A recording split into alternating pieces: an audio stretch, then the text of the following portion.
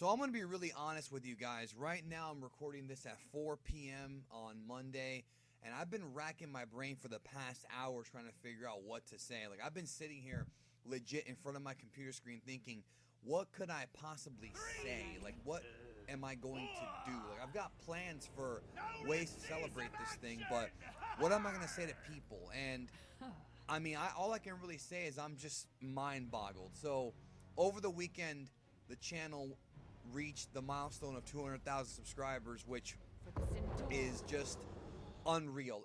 And the reason why it's unreal to me is because, like, I always say this, and a lot of people say it. It's almost become a cliche, like, I never thought I'd get here type thing, but I really didn't. Like, and I mean this very sincerely. Back in August of, last year, wasn't even that long ago, we celebrated 100,000 subscribers, which is a big deal, because less than 1% of YouTube channels actually hit that, or less than 1% of YouTube accounts, I believe, ever hit that. So I got the silver play button. I was really happy, and it's a cool feeling. I mean, it really is that so many people care enough about what you have to say or what you have to report, and they know you're legitimate, that they are willing to punch that subscribe button. It means so much to me, I couldn't even begin to tell you. But a lot of people were saying then, they were like, oh, well, 200K is next, and here we are. And I thought it would take longer. I really thought that, getting to 200,000 would be even harder than 100,000. But the thing about YouTube that I heard when I first started is that there is a snowball. If you keep cranking stuff out and people continue to like it, which I'm very blessed and very humbled that people do still like it. It means a lot to me, and that I'm blessed that people always come back for more, because I've got a lot of projects planned for this channel that are going to overtake me in the next few years. Like, this is something that I'm down to do for a very long time. And my whole thing about this, and I've talked about this before, if you are a long-time subscriber to me, you've heard me say something similar to this before, but my whole thing is that I came into this YouTube thing back 2 years ago. The big thing about this is I hit 200K in under 2 years, which again is incredible. I mean, I don't really know what to tell you, but 2 years ago, I started doing this because I wanted to report on Resurrection F, and because I wanted to, really put out some different content. Like, I originally wasn't even planning on doing this as much as I'm doing it now. Like, I do this pretty much every day now. I upload pretty much every day. Maybe I'll take a couple days off here and there, but if I do, I always upload 2 videos on the weekend, sometimes 2 on Friday, 2 on Saturday, 2 on Sunday. It just depends. But anyways, I don't want to drag this on too much. What I was trying to tell you was, I came in here because prior to me coming onto YouTube, I actually really did not like Dragon Ball YouTubing. Like, people who were on here, not everybody, I'm talking about before, like in 2010, 2011, a lot of the Dragon Ball YouTubers from that era, 2012, I did not like. I felt like a lot of them were very, very casual Dragon Ball fans. Most of them had only seen it dubbed. They never saw Kai, never read the manga, and never saw it in Japanese. Now, if you are a casual Dragon Ball fan, there's nothing wrong with that. There really isn't. I mean that very sincerely. But I feel like if you're a content creator, I feel like if you are a person with a voice, I think you have a responsibility to either do one of 2 things to your audience. Number 1, entertain the hell out of them, be really funny, or number 2, know what the hell you're talking about. And that's not just about Dragon Ball. We're talking about everything. We're talking about if you cover movies, if you cover sports. Like, if I'm listening to a guy talking about NFL and he's rattling off all these stats and he seems like he knows what he's talking about, I'm going to trust him a little bit more than somebody who really doesn't know. So my thing was, I noticed there was too much of that going around, and there was also a lot of misinformation.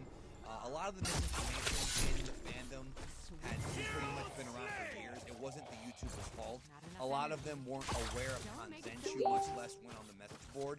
So it wasn't their fault. I'm not blaming anybody, but when I came onto YouTube, my main goal was to be very different. I know a lot of people back then were doing, like, discussions with gameplay footage in the background. It kind of became a little joke. There's nothing wrong with that. I just, I tease, but I noticed there was too much of the same thing, and I thought, okay, if I come in here and I start doing this, I want to be a little bit different. I want to speak differently. I want to edit differently, and I'm not the best editor in history, but, I want to bring something new to the table, and I feel like I'm so happy, and I'm so proud of what we've done here at Geekdom 101, and I say we because Geekdom 101 is not just my channel, it's also really an amalgam of different people who are involved in the Geekdom 101 process. I share this channel with people like MJ, who's edited some of my videos for Geek List. Also, Sean has done so many thumbnails for me. Plus, every single person who I collaborate with, from Kyoshi and Kurt to Rhymestyle to Rawman, and anybody who's been here before, you know, I share this with everybody.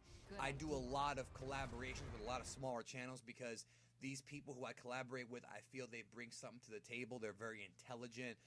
They're good people. And I've made a few mistakes. I'm not going to lie. I have done collaborations. I've done actually 3 collaborations that I regret, which I'm not going to name here.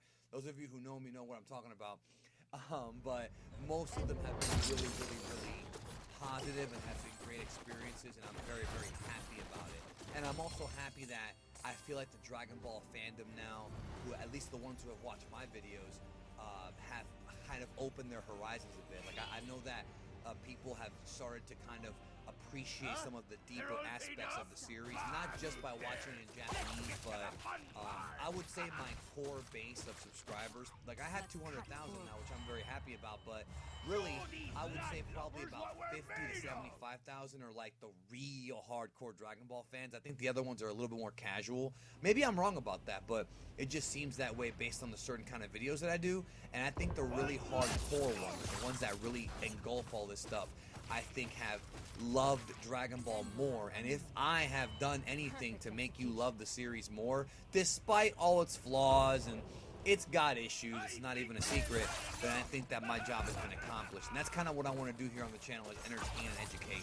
But I'm so humbled to be here, and I just look back at when I first started doing this YouTube thing, and I thought, like, damn, like, you know, I was looking at my old videos, and I mean my really old videos about, you know, the Resurrection F News, how there were people in that chat or in the comment section who didn't even know who I was, man. Like, I didn't, people, now everybody knows who I am, and it's weird to me. Like, I'm not used to it. Like, in the Dragon Ball fandom, specifically, the Star Wars fandom is now starting to get to know me, but the Dragon Ball fandom pretty much knows who I am, for better or for worse. You know what I'm saying? Some people love it, some people don't like me very much, and that's fine. Not everyone's gonna like you, and if you're out there trying to grow your YouTube channel and you want to get to 100,000, 200,000 or higher, not everyone's gonna like you, dude, and it's fine as long as people know. You can hate anything about my voice, my content, the fact that I ramble like I'm doing right now.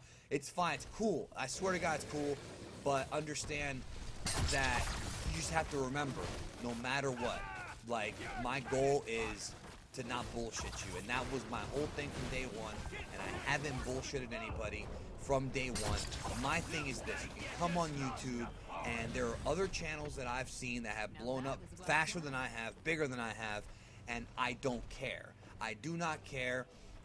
One thing about me that anybody who really knows me will tell you is I'm probably the most non-jealous person in history. If you ever hear somebody say I'm jealous, it's probably because they either are stupid or they're trying to defend something.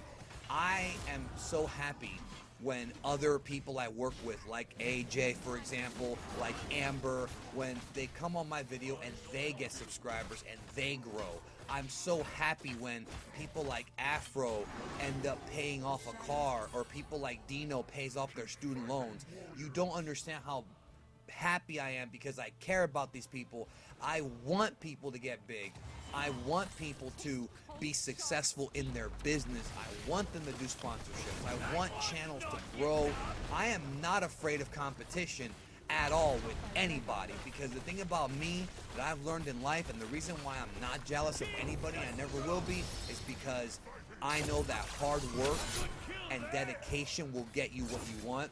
And no matter what, in 5 to 10 years, right? Maybe not 10 years, but let's say in 5 years or whatever, when I'm finished with freaking YouTube, or when I move on, or I might not ever be finished. I love it too much. But let's just say that something happens to me. People are going to remember me as being someone who didn't bullshit them, who entertained them for at least a couple minutes out of their day, and that means more to me than anything. I could have come on here and done gimmicks with, you know, clickbait. I could have done all that shit. And if you notice, if you really pay attention, a lot of the clickbait channels wind up dying after a few months because people catch on to the bullshit.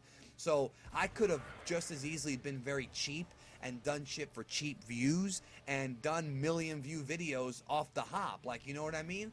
But I didn't do it. I stuck to my method, my techniques, my content that I think people will like, and it's worked out for me. So I always want to be remembered as the credible guy. It's not even about having the biggest, the best voice or the coolest thumbnails or any of that shit. I want to be remembered as being the guy who never bullshitted people and who knew what the fuck he was talking about. I don't know. I'm not one of those guys that's going to sit here and tell you that I know everything about Dragon Ball, because I learn new stuff every single week, every single month. I always learn something new, because I always like to expand my knowledge and expand my horizons. But at least know that when I say something, I know what the fuck I'm talking about. And that's the reputation that I want to have. That's the legacy that I want. Right? That's what I want people to remember me as that guy. The guy who never bullshitted them from day one and who never will. So, again, you're here, you're watching this because you obviously care about my thoughts.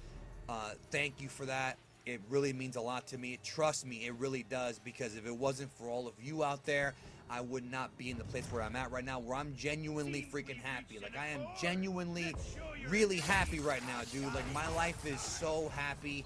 I haven't really been this happy. Real shit. This is some deep shit about me that I almost never talk about. Like, this is the happiest point that I've been in a very, very long time. And I'm a genuinely happy guy, but I mean, this degree of happiness is just, it's crazy. And I really am thankful to everybody who checked me out and who believes in the message. If you believe in what I'm trying to do here, if you believe in what I stand for, that's the most important thing. So, again, I'm so happy and so thankful to have achieved this milestone.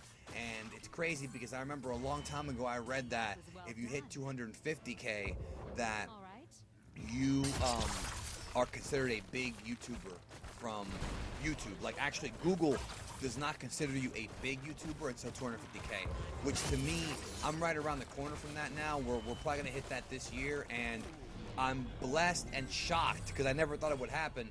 But it's one of those things where, like, it's crazy. And those of you out there who are doing YouTube, who want to get here, you know, my thing, I might do a separate video on this, but my thing is, don't let anybody tell you otherwise. Don't let anybody tell you you can't do it, because that's bullshit. And most importantly, don't let anybody deter you from your dream.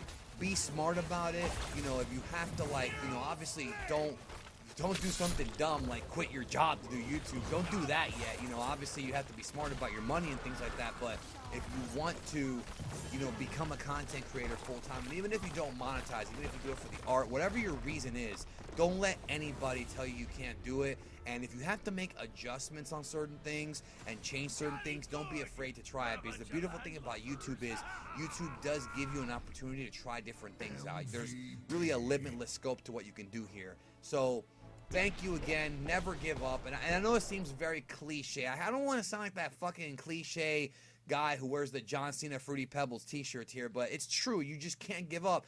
It took me years to do this, to get this business going. It took me years. Yo, I started this in 2008 talking about pro wrestling, and here we are in 2018, 10 years, and here we are. And I'm just so blessed. And just never be afraid to work hard. And I'm so thankful for the audience I have, all of you guys, and I'm so thankful for all the great friendships I've been able to cultivate doing this from everybody, whether it's Quaman and